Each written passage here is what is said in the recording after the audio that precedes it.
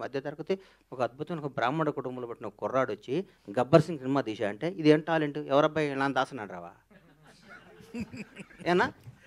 Correct. అందుకని ఇది talent, ఇది పెట్టుబడి కాదు, ఇది సంపద, భగవంతుడు ఇచ్చిన సంపద. ఇది భగవంతుడు అనుగ్రహంతో. చిరంజీవి గారు ఎవరండి?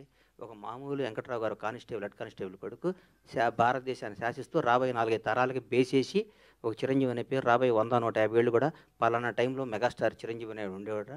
ఒక మామూలు కానిస్టేబుల్ కొడుకు హైదరాబాద్, చెన్నై వచ్చి దేశాన్ని శాసిస్తూ ఇదిరా ఎండింగ్, పద్మవిభూషణ్ అయిపోయింది.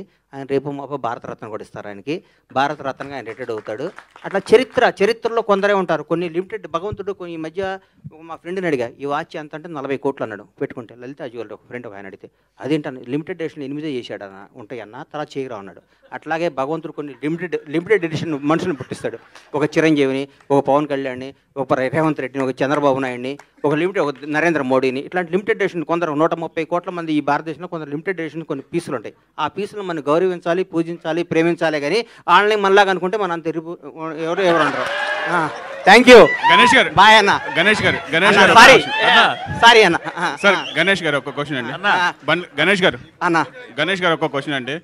సార్ మీరు ఇప్పుడే అన్న తిన్న ఇప్పుడే మీరు చెప్పారు ఇప్పుడే చెప్పారు మీరు, అంటే పూరి జగన్నాథ్ గారు, హరీష్ శంకర్ గారు మీకు ఇష్టమైన డైరెక్టర్లని.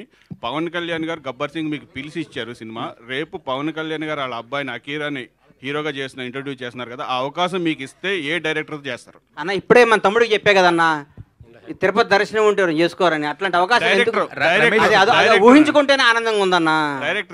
కొత్త జర్నలిస్ట్ లో అడుగుతారట. రమేష్ రెడ్డి గారికి ఒకసారి మైక్ రమేష్ రెడ్డి గారికి ఒకసారి గణేష్ గారు రమేష్ రెడ్డి గారికి అడగండి అమ్మా. దిస్ ఇస్ రాణి అండి. సో